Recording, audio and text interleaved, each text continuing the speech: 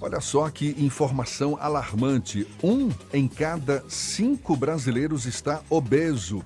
Segundo o Ministério da Saúde, mais de 55% da população brasileira, ou seja, mais da metade da população, está acima do peso.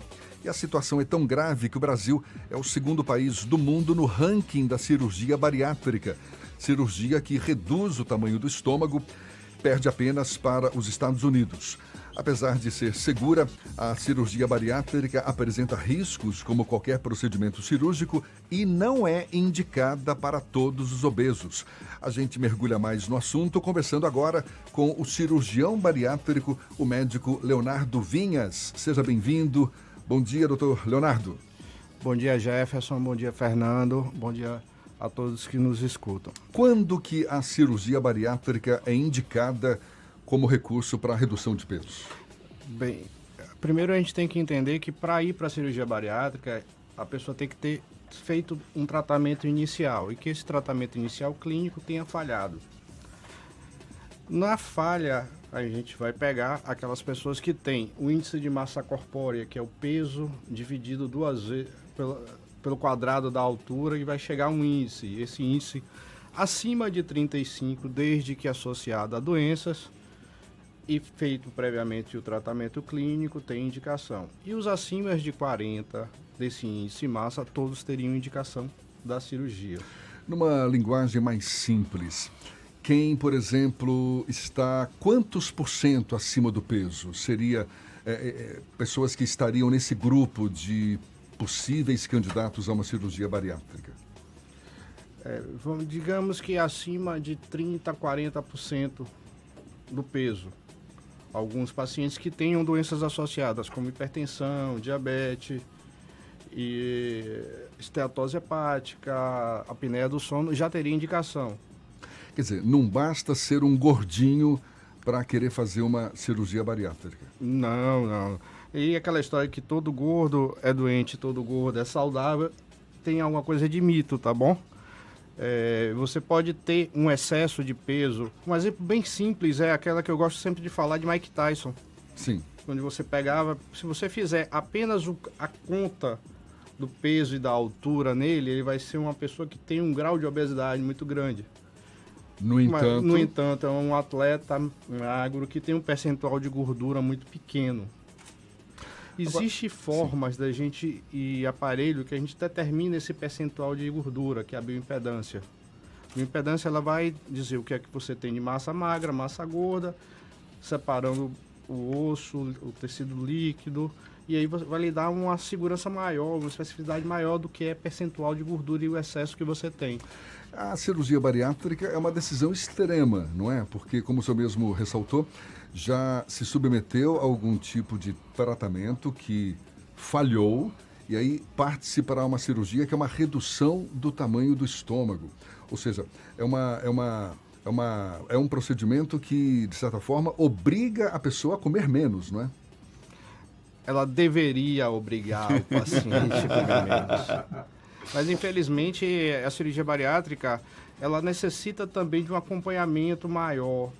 Eu costumo brincar com os pacientes que quando a gente não opera a cabeça, a gente opera o estômago. Como o senhor falou, deveria obrigar, porque muitas vezes as pessoas continuam comendo muito. Continuam comendo muito. E voltam a engordar. Na verdade, se você entende a obesidade como doença e doença crônica, ela precisa de um tratamento para a vida toda. É uma diabetes que você trata a vida toda, você não deixa de ser, você é diabético a vida toda. O hipertenso é hipertenso a vida toda. E o obeso, mesmo operado, continua doente. É obeso a vida toda. Por isso, a importância de um acompanhamento psicológico também para reforçar essa decisão de querer comer menos.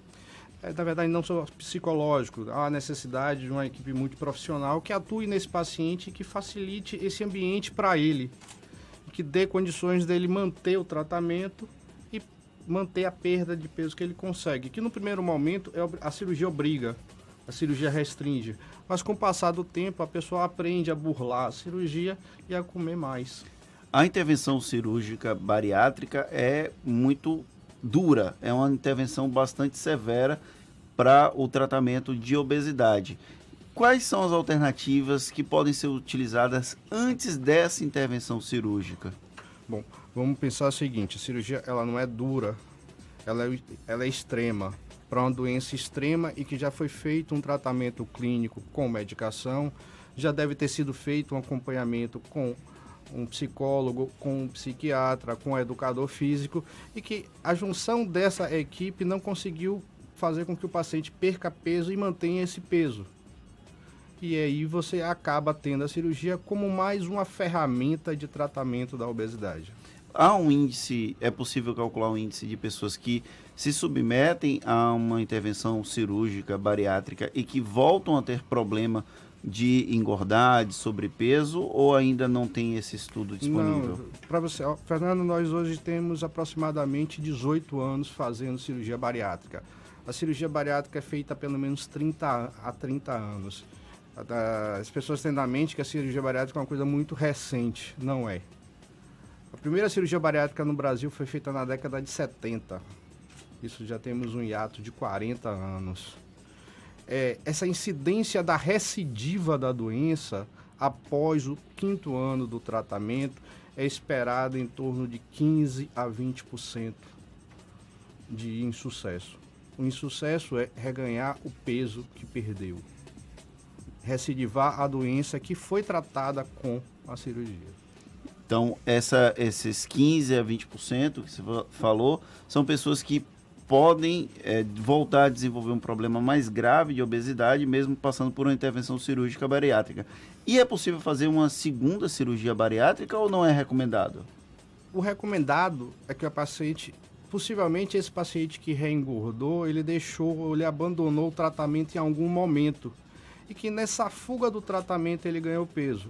A primeira recomendação é que ele retorne para essa equipe entender o porquê ele ganhou peso. E dependendo da situação e das causas do reganho de peso, uma segunda cirurgia é possível. Que também não vai dar a perda de peso semelhante à que ele teve na primeira. E eu não sei hoje, mas tinham mais de um tipo de cirurgia. Tinha uma que colocava um balão dentro da barriga, do estômago, tinha uma que cortava o trecho do estômago, que emendava praticamente com o intestino. Quantos tipos de cirurgia bariátrica existe hoje? Aproximadamente 25 tipos de cirurgias bariátricas, mas basicamente nós fazemos 2 tipos. Aqui é a redução do estômago com desvio do intestino e apenas a redução do estômago. Cada paciente tem a sua peculiaridade e a gente vai direcionar para uma ou outra cirurgia. A colocação do balão intragástrico não é um procedimento cirúrgico, é um procedimento endoscópico que tem a intenção de promover a perda de peso. Algumas pessoas têm um bom benefício, mas de um modo geral há um reganho do peso muito grande quando é retirado o balão, onde você tem um fator que ocupa esse estômago, o balão ocupa e dá saciedade. Mas com a retirada você volta ao seu ambiente e volta a ter o seu estômago normal e volta a comer normal. Doutor Leonardo, o senhor disse que o paciente que se submete a uma cirurgia bariátrica precisa do suporte de uma equipe médica multidisciplinar, no sentido de ajudá-lo a manter o peso desejado e tudo mais. Da parte do paciente, quais os cuidados que ele deve ter? É praticar atividade física, ter uma dieta balanceada, enfim. Eu queria só dar... Eu estava lendo antes de entrar aqui na entrevista, eu tenho um dado que é interessante. Apesar de todo o aumento da obesidade que vem acontecendo hoje, para você ter uma ideia, em Salvador, aproximadamente 20% da população tem algum grau de obesidade. A melhora na forma de se alimentar vem ocorrendo também. A diminuição de consumo de refrigerantes em 10 anos diminuiu em 14%. Como o aumento do consumo de alimentos saudáveis também aumentou. Eu acho que existe uma preocupação e já um cuidado da forma que nós estamos nos alimentando, na forma do como cuidamos do corpo. Isso uma mudança de comportamento da população, é isso? Com certeza. Mais atividade física também, não é? É de extrema importância. Em Salvador, por exemplo, a gente observa uma grande quantidade de ciclistas, não é? Só para citar um exemplo, de alguns anos para cá, é bem visível, não é? Um comportamento no sentido de, não, temos que fazer mais atividade física. Certamente isso é um dado positivo. Mas em relação aos cuidados que um paciente que se submeteu a uma cirurgia bariátrica, ele tem que estar focado basicamente em quê? Em segmento com a equipe multiprofissional. Em retornar ao seu médico, a retornar ao seu nutricionista, o seu educador físico e tomar cuidados. Infelizmente, o comer é prazeroso e pode haver o desvio desse prazer para outros alimentos, para bebida alcoólica, para uso de drogas. Então é importante esse cuidado e estar sempre em contato com a sua equipe. Às vezes os pacientes engordam ou reganham peso, recidivam a doença pelo aumento do consumo da bebida alcoólica. Pode provocar depressão, casos... Eu vou pedir até para o senhor responder já já. A gente está conversando com o cirurgião bariátrico, o médico Leonardo Vinhas, aqui no Isso é Bahia. A gente retoma o papo já já. Agora são 7h30 na Tarde FM. 21 minutos para as 8 horas e a gente retoma o papo com o médico cirurgião bariátrico Leonardo Vinhas. A gente está conversando aqui sobre obesidade em geral, em particular sobre a cirurgia bariátrica, que é um procedimento aí extremo para quem quer emagrecer, para quem quer perder peso. A gente falava agora há pouco da importância de um suporte médico multiprofissional para quem se submete a essa cirurgia, doutor Leonardo, e principalmente também para cuidar da saúde mental. É frequente casos de depressão entre pacientes que se submeteram a uma cirurgia bariátrica? Bom, imaginemos da seguinte forma: eu tenho algum grau de depressão e me compenso comendo. Quando eu tiro esse fator, desestressor o alimento, eu vou de alguma forma procurar me compensar. Talvez eu não consiga. E a gente vem, a cirurgia ela não provoca a depressão, ela não provoca a compulsão. Ela pode deslocar a compulsão do alimento para a bebida. E ela pode fazer com que aquela pessoa que já tenha algum grau de depressão, ela possa sim entrar. Mas ela não é causa, ela pode ser o efeito. É como o senhor destacou também mais cedo, o ato de comer é um ato muito prazeroso. E quem come compulsivamente perde esse prazer, vai buscar um prazer no outro canto e na falta de qualquer tipo de prazer pode cair em depressão, né? Ninguém lhe convida para correr. Vamos sair hoje, vamos correr. Lhe convida o quê? Para comer uma pizza, para ir para um rodízio. Todo final de reunião se acaba num jantar, se acaba bebendo, não fazendo atividade física, fazendo uma outra atividade. Imagine, você tem esse costume, você tem esse hábito prazeroso, foi lhe retirado e você não conseguiu substituir. Aí vem a importância do acompanhamento com a equipe, do psicólogo, do psiquiatra, para tratar e compensar essa pessoa. Do nutricionista também. Do nutricionista, sim, e do educador físico. Claro. Tem uma pergunta aqui do ouvinte Éder Rosário. Ele pergunta se tem idade mínima e máxima para indicação da cirurgia bariátrica e se é comum algumas pessoas já obesas ou com sobrepeso ganharem alguns quilos propositalmente para poder fazer a cirurgia. Bom, hoje a gente segue a regulamentação do Conselho Federal de Medicina e da ANS, que diz que as pessoas acima de 18 anos e abaixo de 65 anos são possíveis de serem submetidas à cirurgia bariátrica. E o ganho de peso antes, infelizmente, existem pessoas no grau de desespero que não têm a indicação, querem operar de qualquer jeito, foge às orientações de procurar o endocrinologista, tentar mudar o hábito de vida e ter uma vida mais saudável, acham que o caminho mais fácil é engordar e operar. Elas esquecem que quando você engorda e você ganha peso, você aumenta o seu risco de ser diabético ou de se tornar diabético, de se tornar hipertenso e aumentar muito mais a gravidade daquela doença que antes era mais fácil de controlar.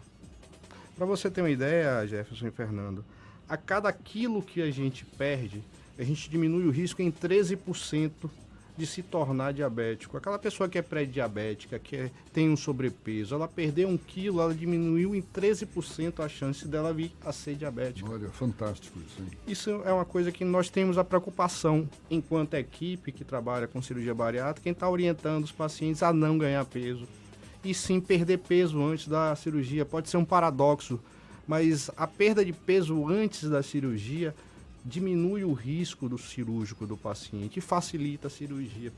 Doutor Leonardo, e nos casos de obesidade mórbida? Primeiro eu queria que o senhor definisse, explicasse exatamente o que é a obesidade mórbida e se pessoas que têm essa obesidade mórbida são candidatas à cirurgia bariátrica. A morbidade está com associação de doenças. Da associação da obesidade com diabetes, da associação com hipertensão, com apneia do sono, com colesterol alto, com doenças nas articulações, aí vem a morbidade. A ideia que a população tem é que o mórbido é aquela pessoa que pesa 200 quilos, 300 quilos. Não necessariamente. Não necessariamente.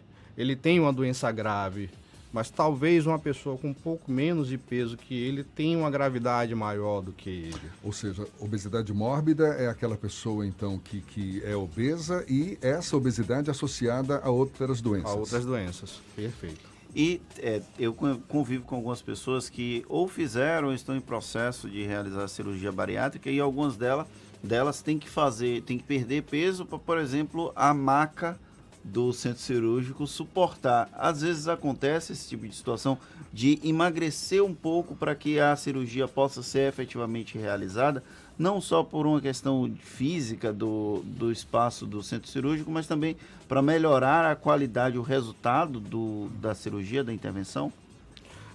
Todo o peso que é perdido inicialmente antes da cirurgia diminui-se a gordura que está dentro do abdômen, diminui o tamanho do fígado, diminui a quantidade de gordura entre as alças intestinais e isso vai fazer com que a cirurgia seja mais segura. Os extremos do obeso de 300 quilos é um paciente de uma gravidade muito grande, às vezes até pela dificuldade em ter material e instrumentar essa cirurgia. Como são cirurgias laparoscópicas, onde você precisa um espaço abdominal, que esse espaço abdominal seja criado, às vezes as pinças não conseguem chegar nos órgãos. É indicado que perca peso, sim. Em alguns pacientes, eles fazem internação compulsiva, né?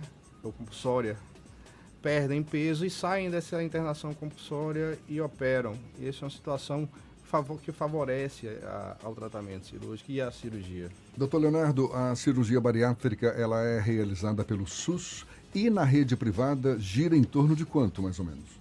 Hoje o Brasil é o segundo país no mundo em números de cirurgia bariátrica. Ele fica atrás apenas dos Estados Unidos. Ou seja, é realizada pelo SUS.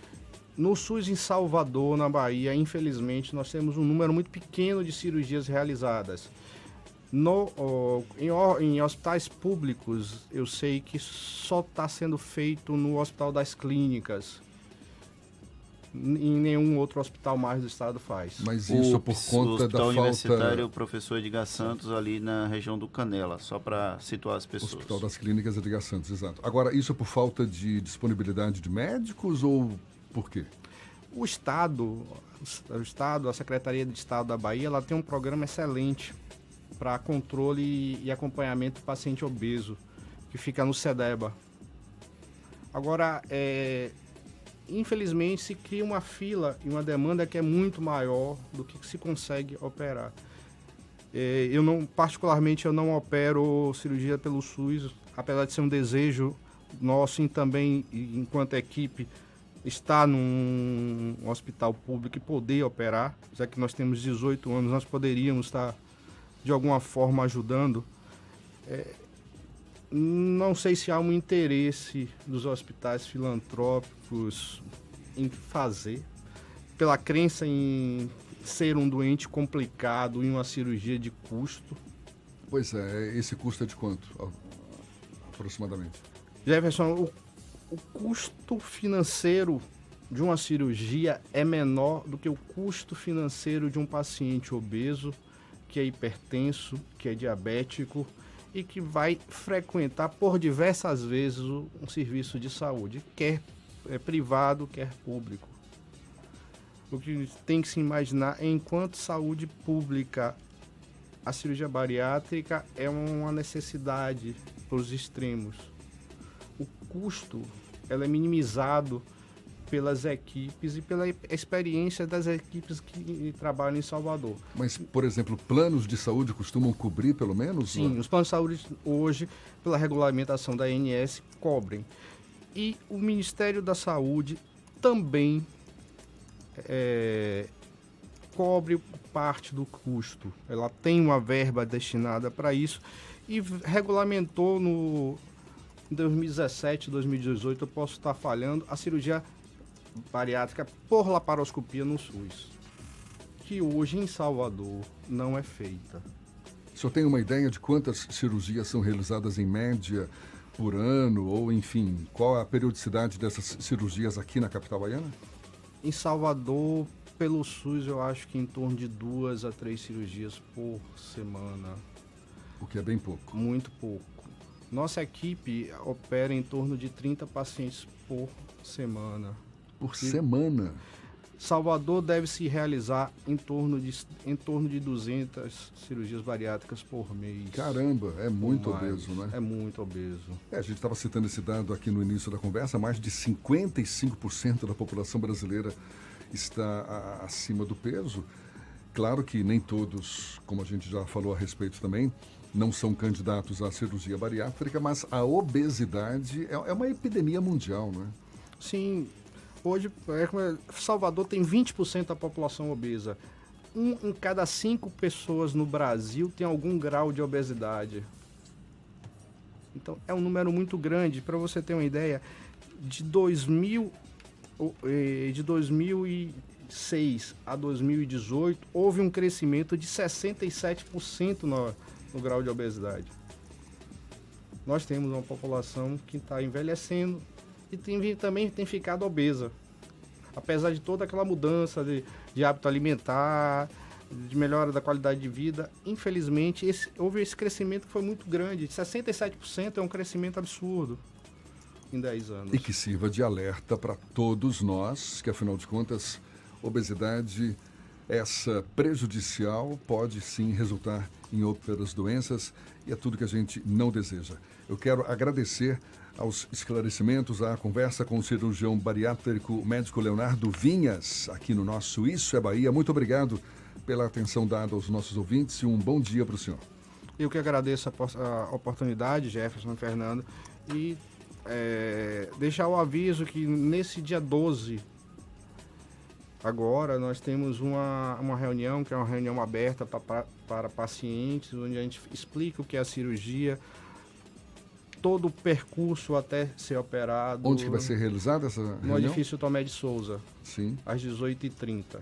Aberto ao público? Aberto ao público, mas a gente pede por uma questão de limitação de tamanho do auditório, do espaço, que seja feita uma pré-inscrição no telefone 3038 0700. A pessoa que tiver interesse em participar dessa reunião, ela faz uma pré-inscrição só para a gente poder ter o controle do espaço, de pessoas que frequentam esse espaço. Tá certo. Doutor Leonardo Vinhas, mais uma vez, muito obrigado. Agora, 7h52 na Tarde FM.